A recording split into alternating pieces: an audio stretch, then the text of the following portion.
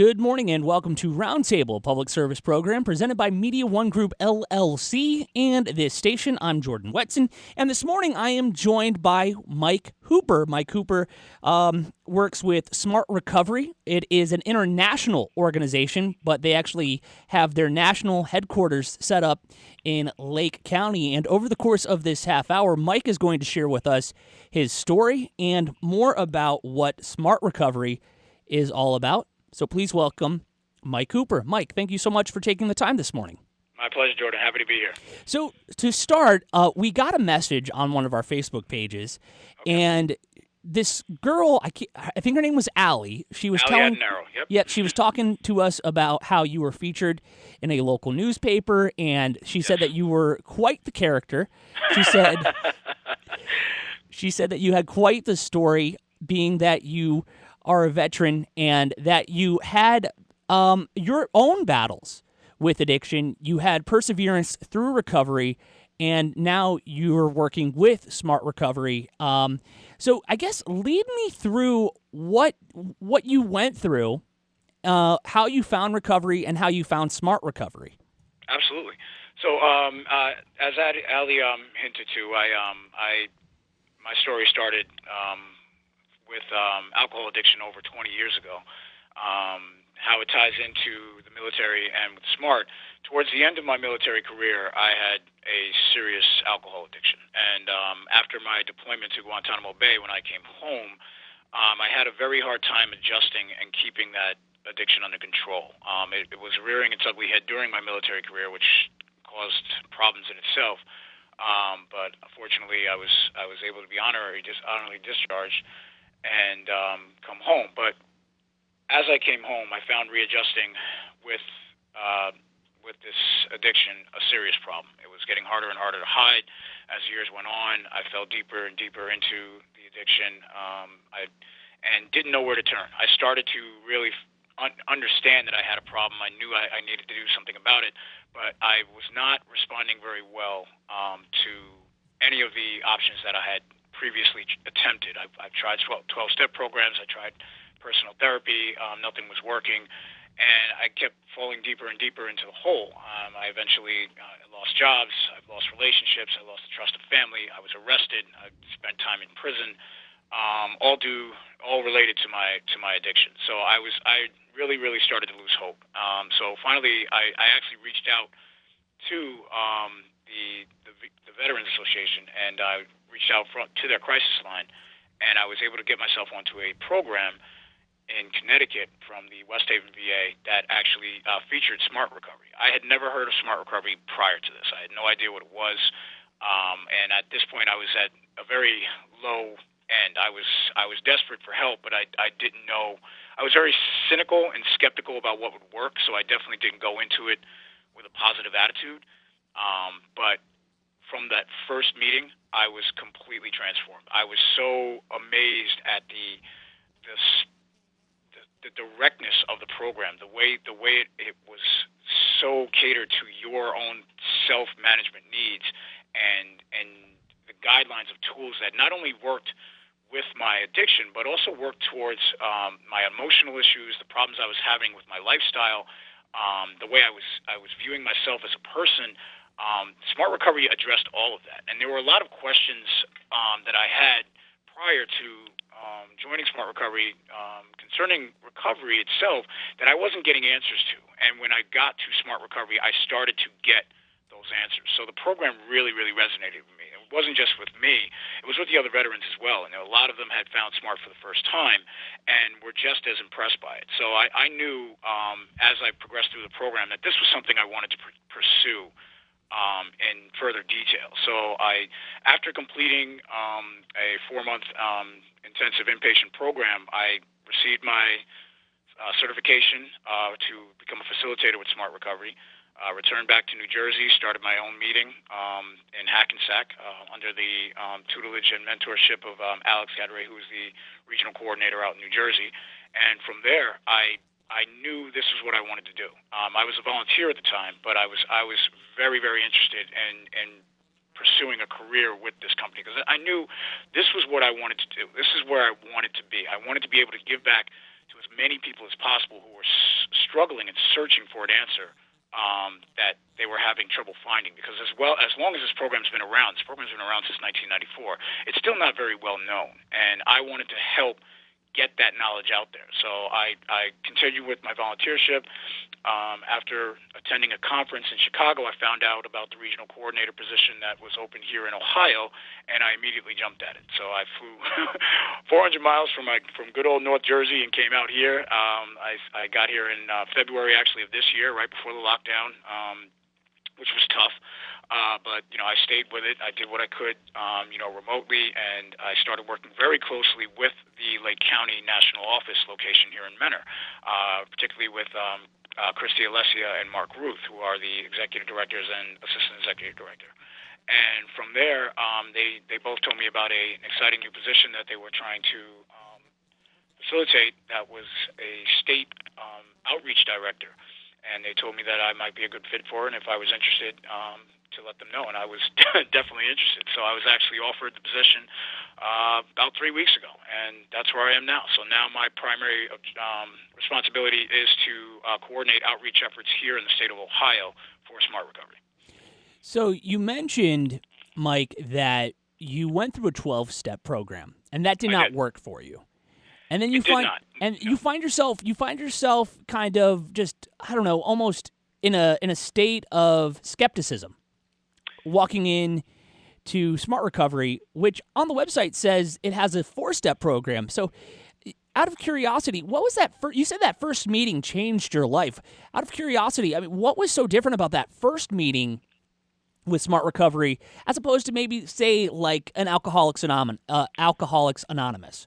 So what was really beneficial to me about that first meeting was that I was looking for direct answers to be able to use myself rather than in a social setting and a support network. I wanted to find tools that I could rely on my own self empowerment to be able to overcome my afflictions with addiction. And in 12-step, which is a very, very good 12-step programs have a very good background with social networking and building that social relationship. You have a sponsor, you have a group that is very dedicated to you, making it through those steps that you are meant to follow. However, if you're someone who is a little bit more introverted, or like for myself, as with my training, I was taught to adapt and overcome, your problems that you are faced with, and it's difficult to admit weakness when you have that kind of training and that kind of pride in yourself, and it's not something that you're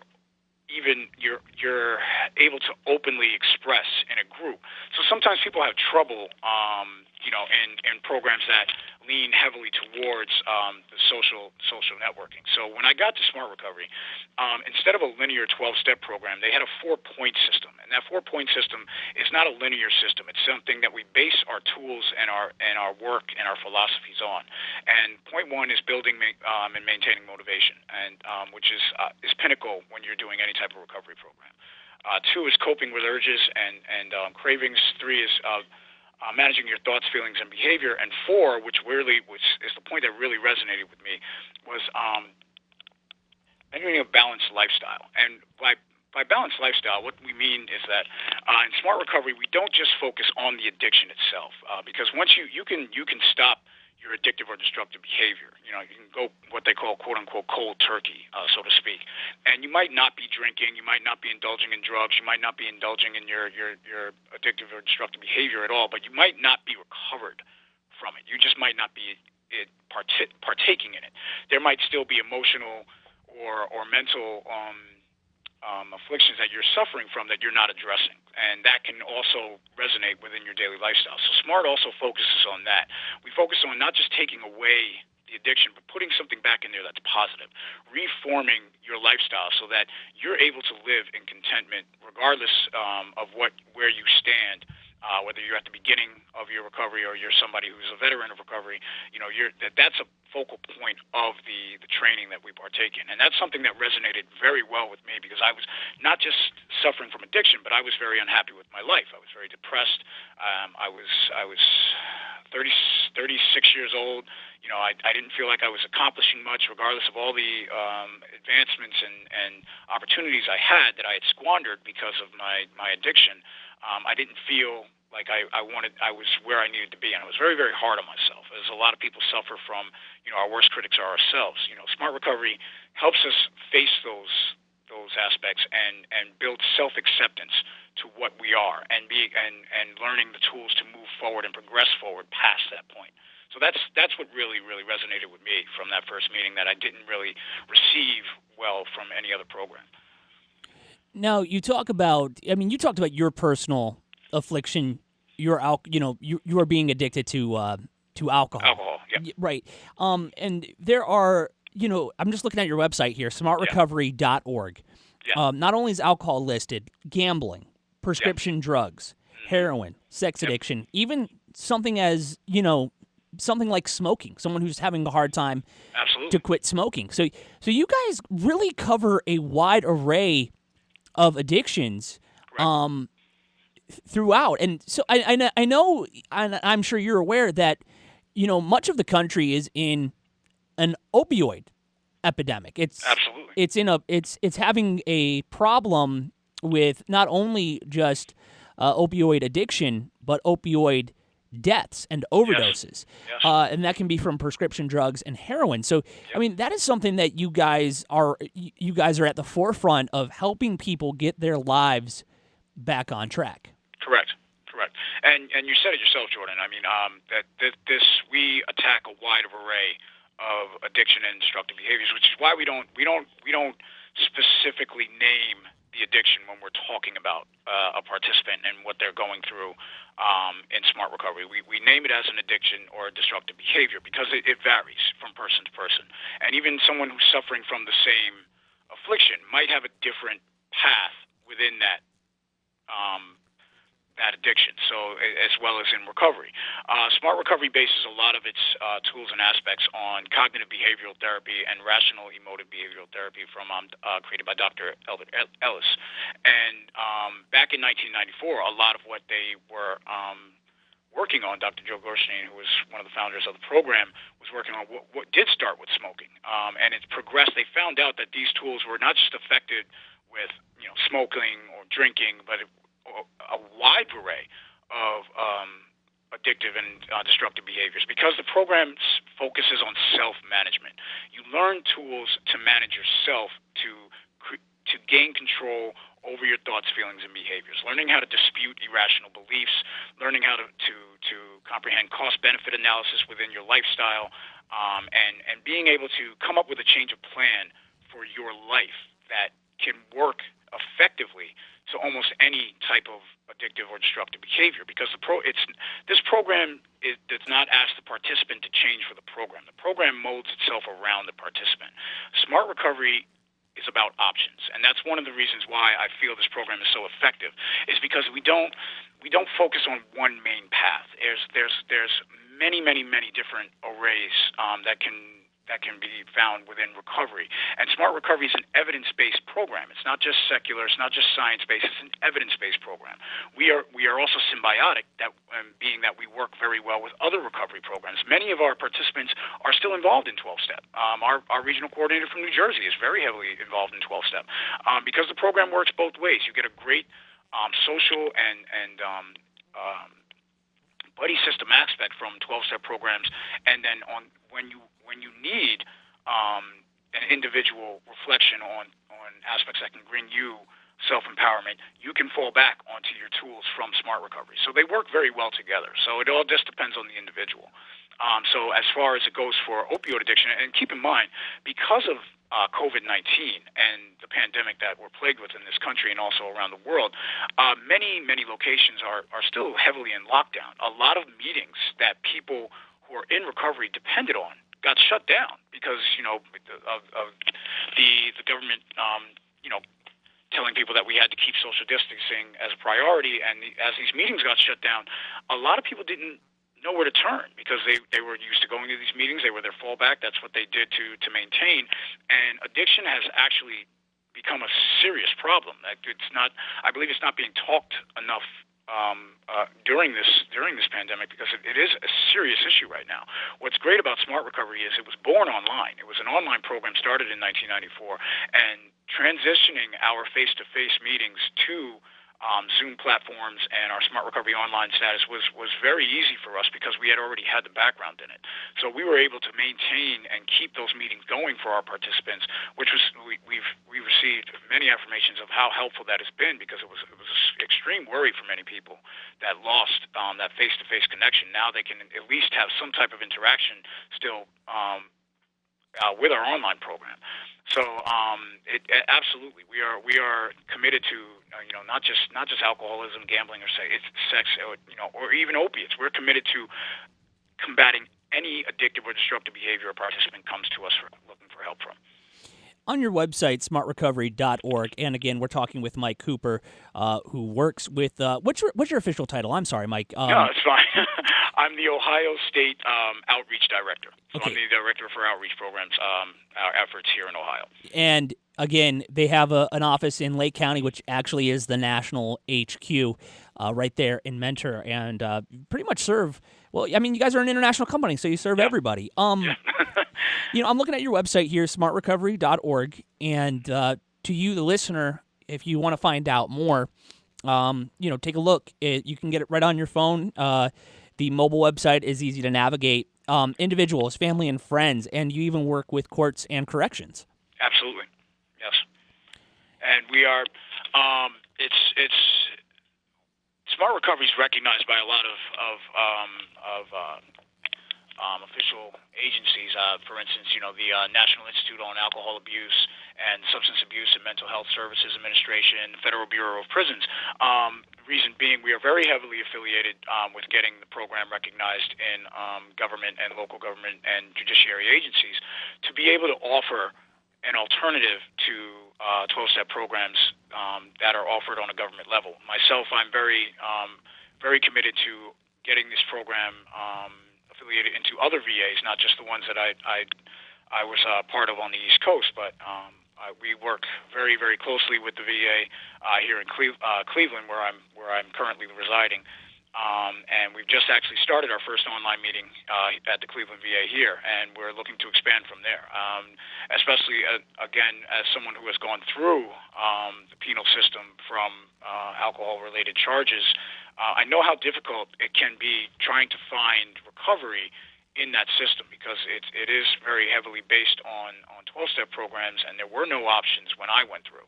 So we have been working very closely with the judiciary systems locally and federally to get more options such as Smart Recovery and CBT and REBT offered as recovery options for addictive-related charges and crimes.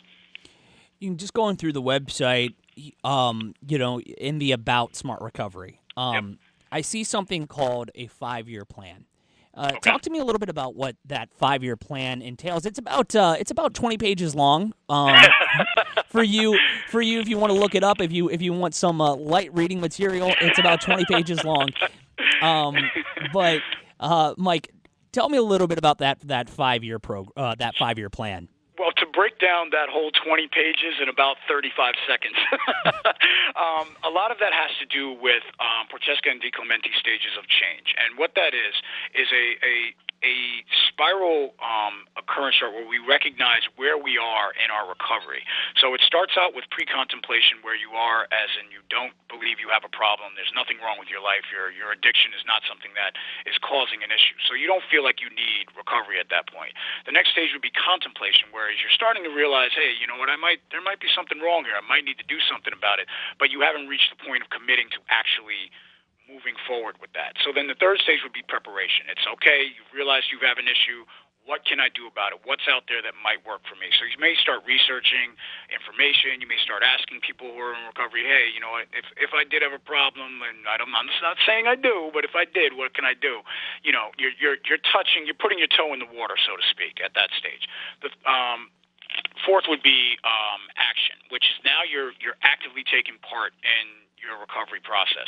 So you've committed to a recovery program. You're working at that program. You're doing your steps, or you're following your fundamentals of the aspects of whatever program you choose, and you're moving forward in it. And then the fifth and final would be maintenance, and that means you've been in the program for a while. You've had success in abstinence from your addictive and disruptive behavior, and now you're maintaining that new balanced lifestyle by a routine of recovery in your life. And that's where most people are in their recovery who have found success in recovery. For instance, myself, I consider myself in the maintenance stage, and it's taken me about 5 years of recovery to get here. So, like in a nutshell, that's what that is. Now, the thing about the stages of change you need to understand, and why that 5-year plan. I mean, I'm not big on numbers. I don't like putting a timeline on anything that has to do with recovery, because each person's journey is unique, right. And there shouldn't be a timeline.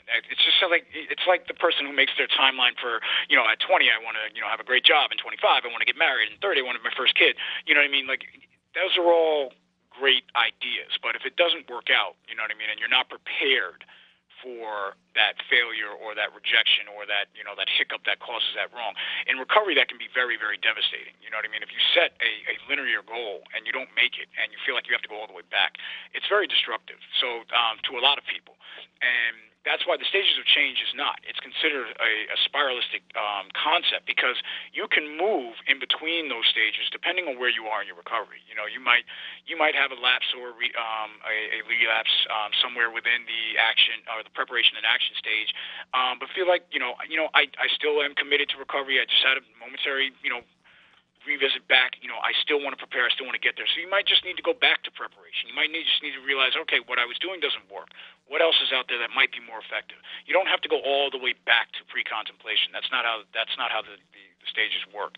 You find yourself moving through them as your journey progresses, and that's what that hints at, basically. I know I went over 30 seconds, but no, hey, quicker than 20 pages. It's a 30-second, unless you're a speed reader. It's which I'm not. So especially not with my Jersey accent, it's not going to happen. Yeah, it's a 30-minute program, so you can take up all the time you want. I feel like there's and you can correct me if I'm wrong. Yeah. I feel like there's a certain stigma when it comes to addiction, and when it comes to getting help. For somebody who maybe, like you mentioned earlier, you kind of have a lot of pride, especially with a military background. There's pride, and then when people go and get help or recovery, or they talk about their addiction, they're almost met with that was your choice. Right, and you don't want me, like, I'm not going to feel bad for you because addiction is a choice. Right. And where do you stand? I mean, on the stigma of that, and just in what you've learned over this time. Oh, absolutely. And I'm glad you brought that up, because there is an absolute stigma in this country, and not just this country, in many places around the world, about addiction. And let me just be clear: smart recovery doesn't stand on either side of whether or not this is a disease or not. We don't think of it that way. You know what I mean? The reason being, the program still works regardless of where you stand on that subject. Do you believe it's an addiction based on choice, or you believe it's an addiction based on genetics? You believe it's an addiction based on a disease? Yes, that's the answer. It doesn't matter, because the steps are still, the program is still the same, the tools are still the same.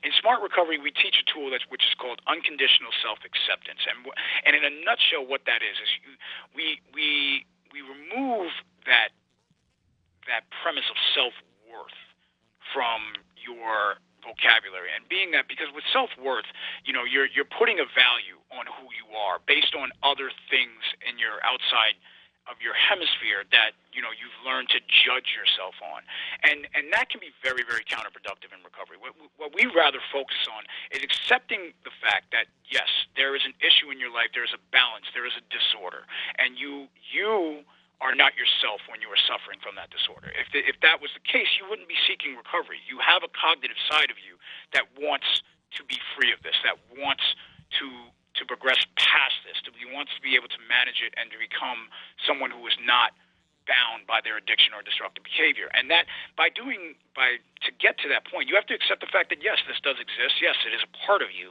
but it is not all that you are. It's another reason why Smart Recovery does not use labels as a standard. If labels help you as a person to identify who you are and what you are dealing with, fine, by all means. If it's a positive means of your recovery, then by all means use it. But we make sure that that everyone understands who participates in this program that if you choose to do that for yourself, do it for yourself. Don't force anyone else to do so, because for other people it is quite harmful to be referred to as an addict or an alcoholic or a junkie or whatever the lines of stereotypical vocabulary that we've been taught throughout the ages identify someone who is suffering from one of these disorders. And Smart Recovery backs the medical fields of how they're addressing this, and we're trying very hard to change the language which affiliates with these stigmas, because it is very negative. It is very negative, to refer to somebody as an addict or a junkie, because you're encapsulating them in that one small aspect of their life. And there's a lot more to somebody than that, especially someone who's seeking recovery. They are trying to escape from the plague that they have been dealt with, and it's not a conscious choice for everybody. It's not. It's a lot of people suffer from this and are in terrible places because of it, and they don't know how to escape from it. It's not just as easy as turning a light switch off, and it's very hard sometimes for people who don't suffer from addiction to understand that, and that until we start to learn as a society that those that are seeking recovery are suffering from these disorders, that they are in pain, not just mental pain, but a lot of times in physical pain. I was in physical and mental pain during my addiction. It was hard for me to realize that I was in this throw and I had no idea how to get out. And everywhere I turned, especially after being convicted of a drug-related crime, that's something that carries with me even to this day. You know what I mean? So it's very. I still get that look. You know what I mean? I quote unquote the look. If I tell somebody, yeah, I had a DUI, yes, I went to prison for it. It's like, ooh, you know what I mean? So things. A lot of people tend to change their aspects of somebody because they judge you on that one. Right. And it needs to be changed. I absolutely believe there's a problem with stigma here. Well, and I think that just a sense of empathy. Yes. Is so key. Now, I like for you. I don't know if you'll feel this way or not. So, when I see a actor or a musician or an actor pass away from their addiction, right. The response is, oh my gosh, they're so sad. That's so sad. That's so horrible. But when I see somebody pass away in my community from an overdose or their addiction, it's, another one off the street, and people, and I did, this might be, I'm not sure how to put this, but I almost put it to the sense of like, why do you care that this musician wasn't a junkie to you, but this person was? And it's because that they gave you something that the other person did not. That is still that is still someone's daughter, son, mother, whatever it may be, and that at the end of the day, we're all people. Absolutely. Why is their life more important than this person's life? And when you spin it, everybody has some type of demon that they're dealing with. Everybody struggles with something. And some of them maybe, and I hate to use this word, and correct me if I'm wrong, some of them are less destructive than others. Sure. But at the same time, like there shouldn't be any negative connotations of seeking help. It's like going to the gym. If a guy is at the gym or a girl is at the gym and they're trying to lose weight and they're getting made fun of for using the equipment wrong, well, don't make fun of them. Jump in and help them. They're there. They're trying to better themselves, and they could use encouragement because, sometimes people just fall into bad things because they don't have a steady hand to help guide them through it. Absolutely. Yeah. And Jordan, I mean, you couldn't have, I could not have said it better. So congratulations for that. Thank you. So like especially about the actor or musician. I mean, if you think about it, you nailed it right on the head. Why do we look at that with such of an aspect of empathy when we don't look at the average person with that same level of empathy when they pass away from addiction? And the answer was exactly what you said, because we feel like we've gotten something from that actor or that musician. They gave something back to society. Well, you don't know what kind of person that person was that passed away in your community. Did you spend time to get to know who they were before they were addicted? Before they started suffering from these afflictions of their destructive behavior? Do you know what they accomplished in their life? Did you take time to get to know them or talk to their family? The answer is probably no. A lot of people do exactly what you said. They look it up in the paper and it's like, whatever, one more junkie off the street. And you have no idea who that person was. You have no idea how they suffered or what they might have accomplished prior. And it doesn't even, and it shouldn't even come down to that. It should come down to that someone's family, someone's family is mourning. Yes, like, absolutely. If this musician weren't a famous musician, right, would you just consider him another junkie off the street? Right. And so that's why I think empathy is, empathy is a very, not to say dangerous thing, but it's very rebellious to look at, something and go, I understand, right? Not I agree, right, but I understand. And right, I think that, people should at least consider, that somebody was a someone to somebody. If absolutely, that makes sense. And honestly, that's the basis of what my job title entails. With Outreach, my job is to make sure that the philosophies and the principles of our program, which heavily preach those type of things, for change and for, to end these stigmas and to increase knowledge and awareness, not just of our program, but of addiction in general, gets out to those in society who might not be aware of it. So these type of things don't happen on a regular basis anymore. And we might be able to look with a little bit more understanding of, when these bits of news come across our table.